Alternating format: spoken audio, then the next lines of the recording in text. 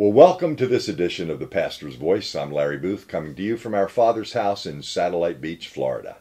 You know, one of the most interesting statements that Jesus made came on the heels of some questions he asked his disciples. You'll remember the story in Matthew's Gospel, chapter 16. Jesus asked the disciples, "Who do men say that I am?" Lots of answers came forth, but Peter got the prize that day, and here's what he said. "You are the Christ, the Son of the living God." And Jesus answered and said to him, "Blessed are you, Simon Bar-Jonah, for flesh and blood has not revealed this to you, but my Father who is in heaven.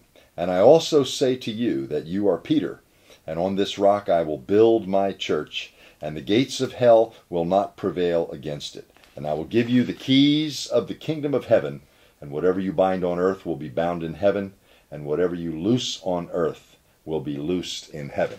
Most of you are familiar with that passage. But you know something today that is rather thrilling to my soul is that there seems to be an interest today, more than ever that I can remember in my ministry, where people are actually asking the question, what did Jesus mean by that? What did he mean by "I will build my church"? Is he speaking of our local congregations? Is he speaking of Baptist, Methodist, Charismatic, Pentecostal, etc., and all the rest? Or did he have something much more deep in mind when he made that statement? Well, to get the answer, we need to look at the Greek word involved here, translated only 2 times in the Gospel of Matthew, ekklesia, and the literal meaning of the word means the called out ones. So let's set the record straight on the church to begin with in this broadcast, to say the church is not a building, the church is not an institution, the church is not a structure, the church is not a denomination. The church is the dynamic of those living called out ones whom Jesus Christ has put his stamp of ownership upon. In fact, the idea of ecclesia has to do with those who have full citizen rights to gather together to conduct the business of the realm, the business of the kingdom. And you see, we see ourselves then in this light as being much more than just a follower of Jesus or a believer or a member of a local congregation, but I'm actually part of something that God has instituted on the earth called the church, called his called out, gathered community of people in full and complete citizenship in heaven. Now that is something to ponder and think about. I believe that God is going to reveal this to his church across the earth in these days, because I think we've lost a lot of our credibility in most of the communities where we find our buildings and find our meetings going on.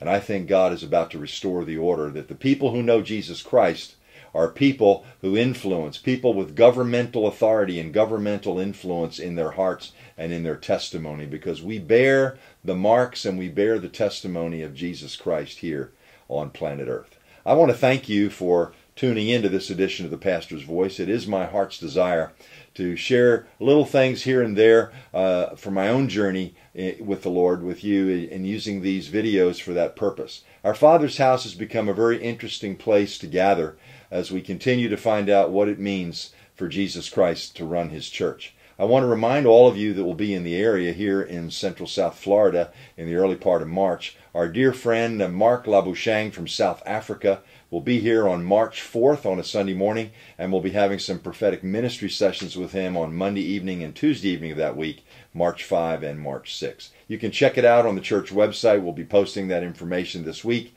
so you can look at www.ofhsb.org